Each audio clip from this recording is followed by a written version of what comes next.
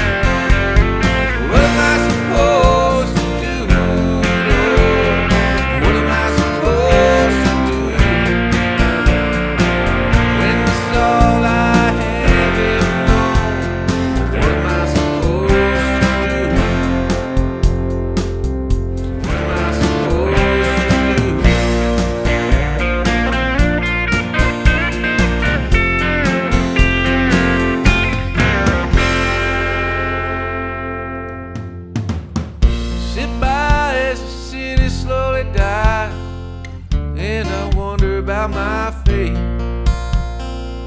All the sympathy on the evening news had about all that I could take. I'm 45 and I got no place to hide.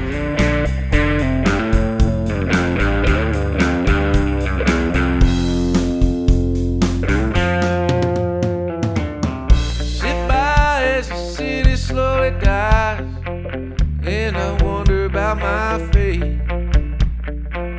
All the sympathy on the evening news. This is going to be the acoustic guitar tutorial for What Am I Supposed to Do? And we are going to need a capo on the 1st fret. You can play it with just bar chords, but watching them live and even hear it on the recording, you can hear they're using those nice open key of E chord shapes.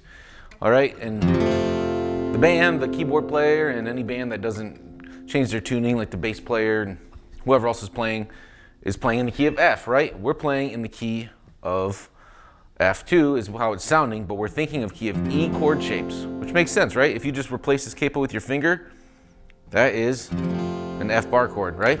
This is just letting us play open chords. So we're gonna start with this E chord. Let's go through the chords first, and then we'll go through the strumming, and then we'll talk through the song structure and the different chord progressions, all right? So an E is open, 6th string, then 2, 2, 1, open, open. And we'll have an A chord. There's lots of ways to play an A, and you can play it any way you want. I like muting this low string, and then open, 5th string, 3, 3, 3, open high E. But you can play it like this. You can play it like this. That's even fine. Just don't, mute that high E string. Or if you really struggle with all of those, you could also just play an A, what we call an A2, or an A add 9. Open, 2, 2, open, open, okay? And we're gonna use that chord in the verse 3 as well. And then we have some bar chords. We can't get around. This is actual fret-wise. This is the 5th fret. And we're gonna start on the A string. And then we have 7th fret, 7th fret, 6th fret, and back to 5th fret for that high E string.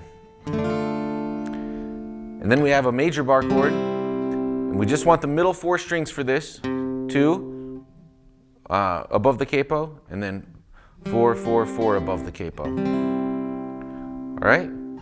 So we have this, this, and since we're thinking in the key of E here, we're going to call this D chord, A chord, C sharp minor, and B.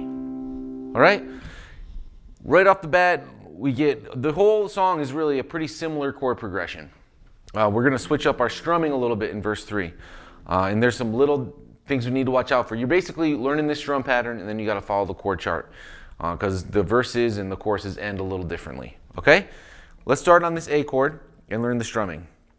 This would also be the intro, okay?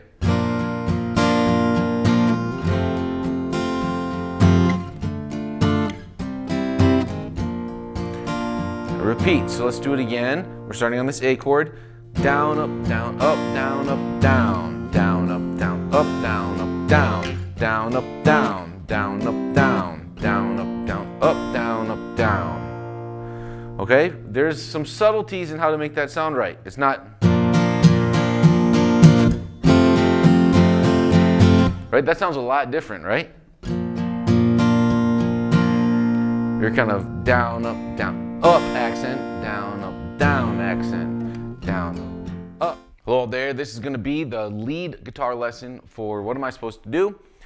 And we are going to be in D standard tuning. So, take a low E string and drop it down a whole step to a D.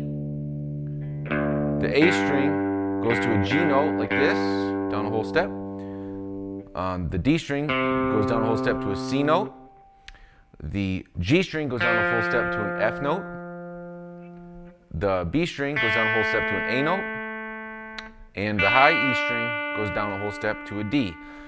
Anyone who's seen Whitey play live knows that the guitars sound great. And there's a lot of reasons for that. They're good players, great players, and they've got really good gear.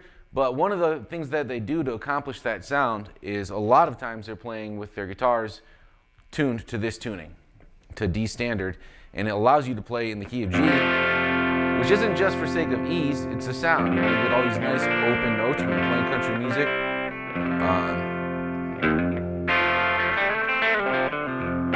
It's just a nice tuning to be able to do, you know, country licks, but make them sound nice and beefy and give it a little more depth.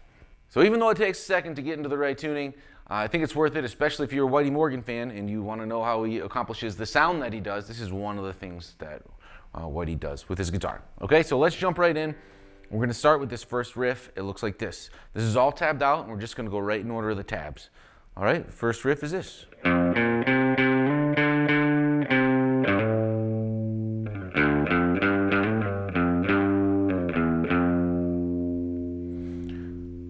All right, let's learn just that much. We're in the key of G. It's G, position 1 diatonic, or you could go position 6 here. Right, we're kind of mixing and matching between those two scales.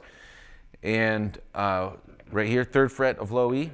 I use all downstrokes on this too. Then I'm going to go over to the 5th string, 3rd fret, 5. Now we're going to slide up 5 to 7. 2 more downstrokes, and then to 5, and then a hammer on 5 to 7 on the 6th string.